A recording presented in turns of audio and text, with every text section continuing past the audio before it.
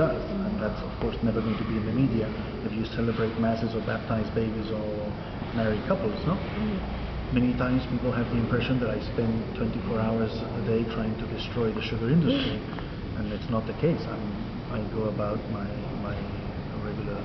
regular job, my mission, my daily activities. But in what is specifically in reference to the sugar industry, to me, they're not just workers and families of workers, they are my friends, they are my parishioners. If they call me father, I have a special relationship of affection and a special pastoral responsibility toward these people. Because as any father,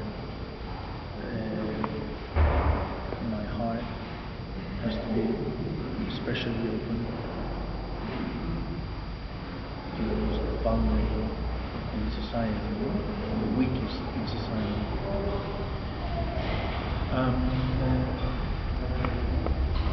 In practice, how does this translate to the daily activities is leaving aside, of course, these specific church duties of going to the battles and celebrating Mass and baptizing the children, which of course takes up most of my time. I spend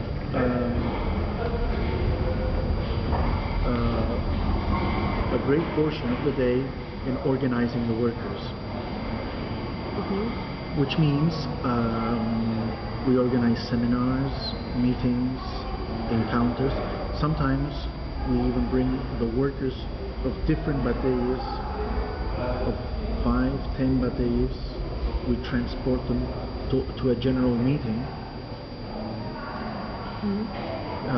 and then we bring different speakers to them who can address different issues that have to do with labor rights, or human rights, and their basic living conditions. Sometimes we have brought officials from the labor department, lawyers, social workers. We have even brought ambassadors of other countries to visit them. For example, on February the 6th, the year 2004, we brought the ambassador of the United States, the Spanish ambassador, and the ambassador of the European Union, who did a combined visit. I actually have photographs here I can show you, and if you want me to give you any photographs, I'm very happy to give you. Anything that you need, you just give me an email address and I give you everything. So, in other words, these would be people whose very presence and the importance of who they are gives us a tremendous umbrella of protection against the Dominican government and certainly the sugar industry. Because it doesn't become a problem between the sugar industry and Father Christopher. But these are people whose very presence is for us a protection. And it also becomes a way of making them aware and first-hand witnesses of the living and working conditions of the people. So that they're not going to be listening to what I denounce, but they themselves can see and they themselves can listen to the workers in their complaints. We have defended legally, we have won many court cases in the court of law against the Vicini family. We just won in the Dominican Republic. We won a very important court case maybe a month ago in the Supreme Court. The Dominican Supreme Court defending the rights of a Haitian tractor driver.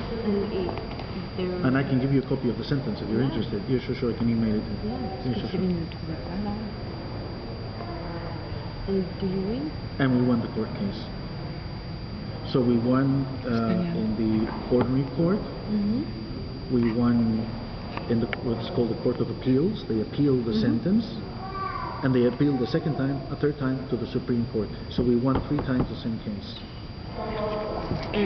And Was that it the- became jurisprudence. Was it the first time? It was the first time we won in the Supreme Court, Okay. but we had won other court cases against the Vicini family.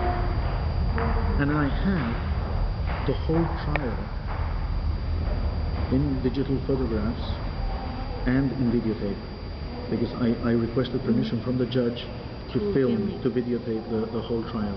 And anything you want, I can give you any material that you are interested in, if it helps to document. Yeah, of course. Sure. But don't you organize a children restaurant? Well, yes, this would be more the legal Yeah. work. Okay, we have 4 feeding centers in different parts of the parish.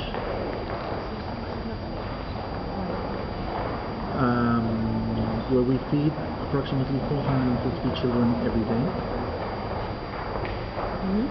We have a home for the elderly workers of the Batailles de la Residency. The elderly workers of the Bataille.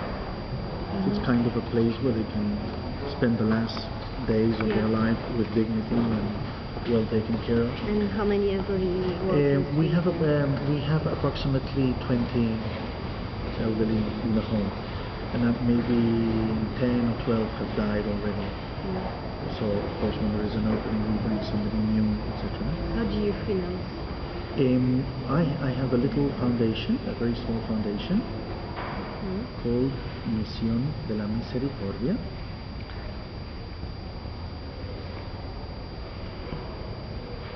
which has legal status in Spain with the Ministry of Social Services, and through very small donations of friends and families, that's how we finance it. And then there are some food stores in the Dominican Republic that give some donations of food stuff. You could give me the contact of your... Yes, absolutely. I'll give you. Maybe even what is easier for me is if you write for me an email and with you what give a list of the things that you need, Okay. so I don't forget anything. Okay? And how could the feeding center or the home for elderly workers still continue to live with their children? That's a good question. The priests who have replaced me are making every effort to continue this work. So they have found their own financial resources for this operation to continue, these services to continue.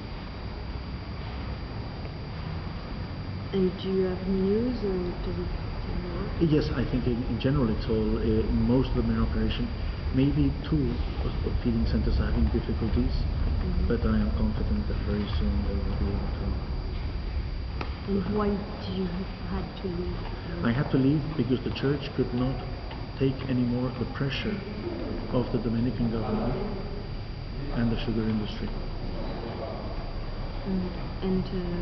So I am now on a sabbatical year at home, waiting for a new mission.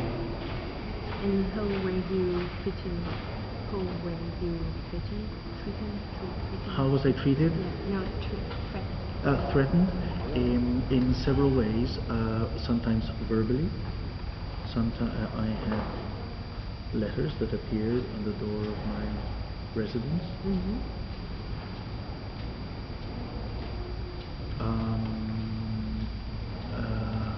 And sometimes the threats were not directed directly to me, but to my workers. One of the common threats came to me several times, saying, "Tell the Reverend that one day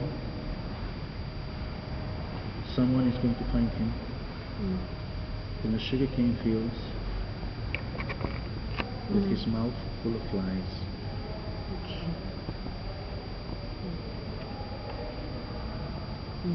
And sometimes they have come through the telephone, through internet. For example, my telephone was tapped by the intelligence of the Dominican military. I was under 24-hour surveillance.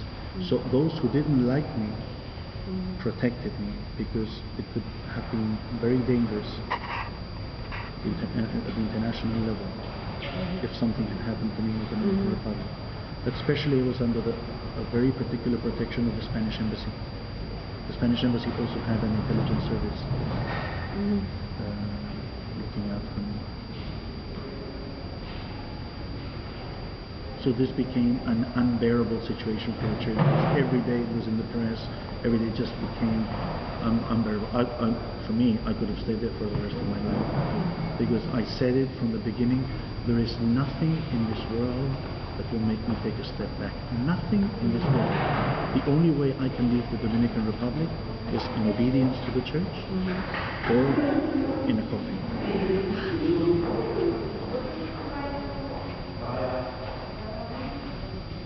And in the press document, I can read that you use some part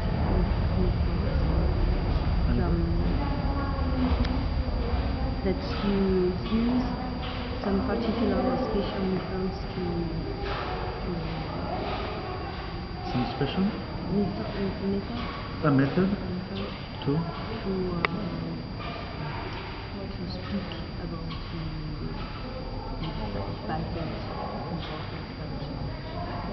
I'm not sure. I don't understand the question. What is it? But I'm not sure. It was just something that I would. Yeah. Well, what is true, what is a fact, is that the media, in general, what I said before, the media has certainly been my closest allies. If it had not been thanks to the international media, and some very limited Dominican, very courageous journalists, nothing would have changed. In other words, the media became the echo, a very powerful echo of my little voice. In other words, if I had not spoken, the media had nothing to report. But if the media wasn't there to report it, my voice would have been heard by nobody. So the media is what the Dominican government is most frightened of, especially international media, because it damages their international image, and also because it can affect tourism, which today is one of the main sources of revenue for the Dominican Republic. Thank you. Thank you very much. Could you give me your email? Yes, we're very happy. And I will write you to.